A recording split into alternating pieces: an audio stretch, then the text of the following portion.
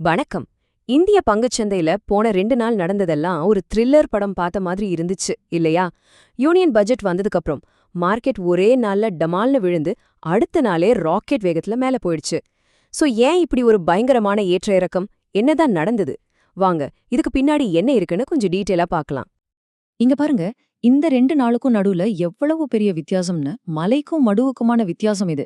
ஞாயிற்றுக்கிழமை, அதாவது பட்ஜெட் அன்னைக்கு மார்க்கெட் ரொம்ப டல்லா இருந்துச்சு. ஆனா அடுத்த நாள் திங்கள்கிழமை ஒரு பயங்கரமான ரீபவுண்ட்.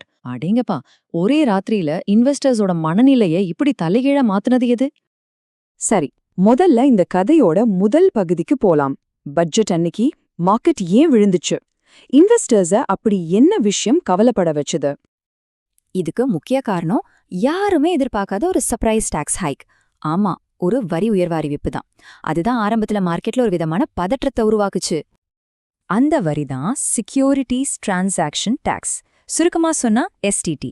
சிம்பிளா சொல்லணும்னா, நீங்க ஸ்டாக் மார்க்கெட்ல ஷேர்ஸ் வாங்கும் போதும் சரி விற்கும் போதும் சரி கவர்மெண்ட்டுக்கு ஒரு டாக்ஸ் கட்டுவீங்க இல்லையா, அதுதான் இது. இந்த பட்ஜெட்ல என்ன பண்ணாங்கன்னா, இந்த வரிய டெரிவேட்டிவ்ஸ்க்கு, அதாவது ஸ்டாக்ஸோட வேல்யூவை பேஸ் பண்ணியிருக்கிற சில ஃபினான்ஷியல் கான்ட்ராக்ட்ஸ்க்கு உயர்த்தியிருக்காங்க. இதுதான் ஆரம்பகட்ட சரிவுக்கு முக்கியமான காரணமா அமைஞ்சது. இந்த டாக்ஸ் ஹைக் நியூஸோட இம்பாக்ட் சும்மா இல்ல. இங்க பாருங்க, பட்ஜெட் அன்னைக்கு சென்செக்ஸ் நிஃப்டின் ரெண்டுமே கிட்டத்தட்ட 2% சரிஞ்சிருக்கு. இது உண்மையிலே ஒரு பெரிய வீழ்ச்சி தான். ஆனா கதை இதோட முடியல. அடுத்த நாளே சீன் டோட்டலா மாறிடுச்சு. எல்லாருமே பாசிட்டிவ் ஆயிட்டாங்க. அந்த ரேலிக்கு பின்னாடி இருந்த உண்மையான கதை என்னன்னு பார்க்கலாம் வாங்க. அந்த டாக்ஸ் ஹைக்குங்கிறது ஒரு பெரிய படத்தோட ஒரு சின்ன துண்டு தான். இன்வெஸ்டர்ஸ் அப்போ 2 முக்கியமான விஷயத்துல கவனம் செலுத்த ஆரம்பிச்சாங்க. ஒன்னு, கவர்மெண்ட் இன்ஃப்ராஸ்ட்ரக்சர் மாதிரி லாங் டேர்ம் வளர்ச்சி திட்டங்களுக்கு நிறைய செலவு பண்ண போறதா அறிவிச்சாங்க. 2வது, அதே நேரத்துல குளோபல் மார்க்கெட்ல கச்சா எண்ணெய் விலை நல்லாவே குறைஞ்சுது. இந்த 2 பாசிட்டிவ் நியூஸும் சேர்ந்து அந்த டாக்ஸ் ஹைக் பத்தின கவலையெல்லாம் தூக்கி சாப்பிட்டுட்டு மார்க்கெட்டுக்கு ஒரு பெரிய பூஸ்ட் கொடுத்துச்சு. இந்த கோட் சொல்ற மாதிரி இன்வெஸ்டர்ஸோட மைண்ட் செட்ல ஒரு பெரிய ஷிஃப்ட் வந்துச்சு. அவங்க ஷார்ட் டேர்ம்ல வர இந்த டாக்ஸ் ஹைக் இம்பாக்ட் எல்லாம் தாண்டி நாட்டோட லாங் டேர்ம் வளர்ச்சி மேல கவனம் செலுத்த ஆரம்பிச்சாங்க. கவர்மெண்டோட தொலைநோக்கு பார்வை மேல ஒரு நம்பிக்கை வந்துச்சு. அந்த நம்பிக்கை எவ்வளோ ஸ்ட்ராங்கா இருந்துச்சுன்னு பார்க்கணுமா? இந்த நம்பரை பாருங்க.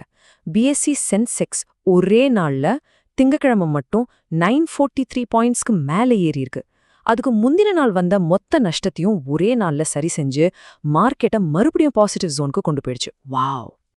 சரி, இந்த பெரிய ராலியில எல்லா செக்டாரும் ஒரே மாதிரி பெர்ஃபார்ம் பண்ணுச்சா? கண்டிப்பா இல்ல. இதுல யாரு வின்னர்ஸ் யாரு லூசர்ஸ்னு ஒரு ஸ்கோர் கார்டு பார்த்துடலாம் வாங்க. இந்த டேபிள கொஞ்சம் கவனிங்க. ஆயில் அண்ட் கேஸ் செக்டர் தான் இந்த ரேலியை லீட் பண்ணுச்சு. ஏன்? ரொம்ப சிம்பிள். கச்சா எண்ணெய் விலை குறைஞ்சா ரிலையன்ஸ் இண்டஸ்ட்ரீஸ் மாதிரி கம்பெனிக்கு அது பெரிய பிளஸ். அதனால அவங்க ஸ்டாக் 3.2% ஏறி இருக்கு. அதே மாதிரி இன்ஃப்ராஸ்ட்ரக்சர் செக்டாரும் நல்லா கெயின் பண்ணுச்சு. பவர் கிரிட் கார்ப்பரேஷன் பாருங்க, 7% வரைக்கும் ஏறி இருக்கு. இதுக்கு காரணம் கவர்மெண்ட் இன்ஃப்ராஸ்ட்ரக்சர்ல நிறைய செலவு பண்ண போறதா சொன்னதுதான். அது இந்த செக்டருக்கு நேரடி நன்மை கொடுக்கணும் ஒரு எதிர்பார்ப்பு. ஆனா இன்னொரு பக்கம் பார்த்தா ஐடி, ஹெல்த் கேர் செக்டர்ஸ்லாம் கொஞ்சம் ப்ரெஷர்ல இருந்துச்சு. இன்ஃபோசிஸ், ஸ்ரீராம் ஃபைனான்ஸ் மாதிரி ஸ்டாக்ஸ்லாம் டாப் லூசர்ஸா இருந்தாங்க.